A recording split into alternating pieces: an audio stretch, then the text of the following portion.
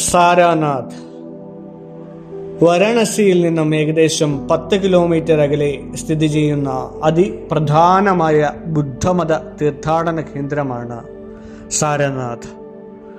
ലോകമെമ്പാടുമുള്ള ബുദ്ധമത വിശ്വാസികൾക്ക് ഏറ്റവും പവിത്രമായ 4 സ്ഥലങ്ങളിൽ ഒന്നാണിത്. ഉത്തർപ്രദേശിലെ വാരാണസി നഗരത്തിൻ്റെ വടക്ക് കിഴക്ക് ഭാഗത്തായിട്ടാണ് സാരനാഥ് സ്ഥിതി ചെയ്യുന്നത്.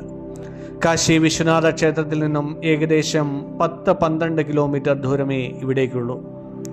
സാരനാഥിൽ പല ഘട്ടങ്ങളിലായി പല രാജാക്കന്മാരും പല നിർമ്മാണ പ്രവർത്തനങ്ങൾ നടത്തിയിട്ടുണ്ട്.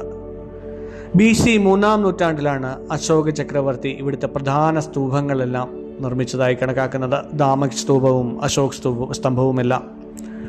മൂലഗന്ധകുടി വിഹാർ എന്ന അടുത്ത ബുദ്ധക്ഷേത്രം 1931 ശ്രീലങ്കയിലെ മഹാബോധി സൊസൈറ്റിയാണ് നിർമ്മിച്ചത്.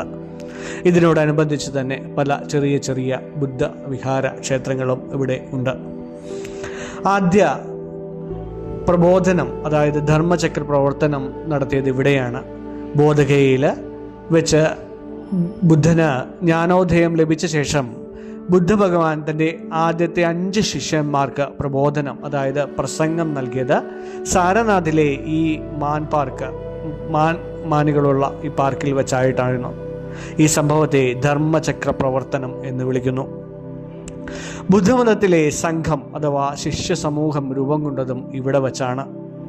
സാരംഗനാഥ്, അതായത് മാനുകളുടെ നാഥൻ ആണ് പിന്നീട് ലോപിച്ച് സാരനാഥ് എന്ന് ആയത്. ബുദ്ധൻ്റെ മുൻ ജന്മങ്ങളിൽ ഒന്നിൽ അദ്ദേഹം ഒരു മാനിൻ്റെ രൂപത്തിൽ ഇവിടെ ജീവിച്ചിരുന്നു എന്നൊരു ഐതിഹ്യവുമുണ്ട്. അതായത് സാരനാഥ് എന്ന പേരിന് പിന്നിൽ മനോഹരമായിട്ടുള്ള ആ ഐതിഹ്യം ഇങ്ങനെയാണ്. അദ്ദേഹം മുൻപ് ഒരു ജന്മത്തിൽ ഈ കാട്ടിലെ മാനുകളുടെ രാജാവായിരുന്നു. ഒരിക്കൽ ഗർഭിണിയായ ഒരു മാനിനെ വേട്ടക്കാരിൽ നിന്നും രക്ഷിക്കാൻ അദ്ദേഹം സ്വന്തം ജീവൻ നൽകാൻ തയ്യാറായി. ഈ കരുണ കണ്ട വേട്ടക്കാരനായ രാജാവ് ആ കാടിനെ മാനുകൾക്കുള്ള സുരക്ഷിതമായ കേന്ദ്രമായി പ്രഖ്യാപിച്ചു. സാരംഗനാഥ്, മാനുകളുടെ നാഥൻ എന്ന പേര് അങ്ങനെയാണ് അവിടെ വന്നത്. ഇന്നും ഇതിൻ്റെ സ്മരണയ്ക്കായി അവിടെ ഒരു മാൻ പാർക്ക് അഥവാ ഡീർ പാർക്ക് നിലവിലുണ്ട്. ബുദ്ധഗയയിൽ വെച്ച് ജ്ഞാനോദയം ലഭിച്ച ശേഷം താൻ കണ്ടെത്തിയ സത്യം ആർക്കാണ് ആദ്യം പകർന്നു നൽകേണ്ടതെന്ന് ബുദ്ധൻ ചിന്തിച്ചു. പിന്നീട് തൻ്റെ 5 ശിഷ്യന്മാരെ തേടി അദ്ദേഹം സാരനാഥിലെത്തുകയും അവിടെ വെച്ച് അദ്ദേഹം തൻ്റെ ആദ്യത്തെ പ്രസംഗം നടത്തുകയും ചെയ്തു. ധർമ്മചക്ര പ്രവർത്തനം, അതായത് ധർമ്മത്തിൻ്റെ ചക്രം ചലിപ്പിക്കുക എന്നതാണ് അതിൻ്റെ അർത്ഥം. ലോകത്തിൻ്റെ ദുഃഖങ്ങളെക്കുറിച്ചും അവ പരിഹരിക്കാനുള്ള 8 മാർഗങ്ങളെക്കുറിച്ചും അദ്ദേഹം അവരെ പഠിപ്പിച്ചു. ഈ 8 മാർഗങ്ങളാണ് അഷ്ടാംഗ മാർഗങ്ങൾ എന്നറിയപ്പെടുന്നത്. സാരനാഥിലെ ഏറ്റവും വലിയ സ്തൂപമായ ദാമക് സ്തൂപം നിൽക്കുന്ന ഇടത്താണ് ബുദ്ധൻ തൻ്റെ ശിഷ്യന്മാർക്ക് ജ്ഞാനം പകർന്നു നൽകിയത് എന്ന് വിശ്വസിക്കപ്പെടുന്നു.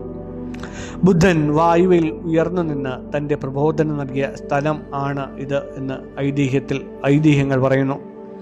നൂറ്റാണ്ടുകൾക്ക് ശേഷം അശോക ചക്രവർത്തി ഇവിടെ സന്ദർശിക്കുകയും ബുദ്ധൻ്റെ സന്ദേശങ്ങൾ ലോകമെമ്പാടും പ്രചരിക്കുവാൻ ഇവിടെ വലിയ സ്തൂപങ്ങളും സ്തംഭങ്ങളും നിർമ്മിക്കുകയും ചെയ്തു. ഭാരതത്തിൻ്റെ ദേശീയ മുദ്രയായ 4 സിംഹങ്ങളടങ്ങിയ അശോക സ്തംഭം ഇവിടെയാണ് സ്ഥാപിക്കപ്പെട്ടത്. സൂര്യോദയം മുതൽ സൂര്യാസ്തമയം വരെ ഇവിടുത്തെ ആർക്കിയോളജിക്കൽ സൈറ്റ് അല്ലെങ്കിൽ ആ ഒരു സ്തൂപമെല്ലാം നമുക്ക് കാണുവാൻ സാധിക്കും. രാവിലെ 6 മുതൽ വൈകുന്നേരം 6 വരെ. മൂലഗന്ധകുടി വിഹാർ ക്ഷേത്രം, അതായത് ഗയയിലെ അതേ മോഡലിലുള്ള ബുദ്ധക്ഷേത്രം ഇവിടെ രാവിലെ 4 മുതൽ ഉച്ചയ്ക്ക് 11:30 വരെയും ഉച്ച കഴിഞ്ഞ് 1:30 മുതൽ രാത്രി 8 മണി വരെയുമാണ് ഭക്തർക്കായിട്ട് ഓപ്പൺ ആയിട്ടുണ്ടാവുക. ഇവിടുത്തെ മ്യൂസിയം രാവിലെ 9 മുതൽ വൈകുന്നേരം 5 വരെയും നമുക്ക് തുറന്നിരിക്കും. വെള്ളിയാഴ്ചകളിൽ മ്യൂസിയത്തിന് അടവാണുണ്ടാവുക. ഇവിടെ പ്രത്യേക ഡ്രസ് കോഡ് ഒന്നും നിഷ്കർഷിക്കുന്നില്ലെങ്കിലും ആത്മീയ കേന്ദ്രമായതിനാൽ എല്ലാവരും മാന്യമായ വേഷവിധാനം ധരിക്കുവാൻ പ്രത്യേകം ശ്രദ്ധിക്കുക.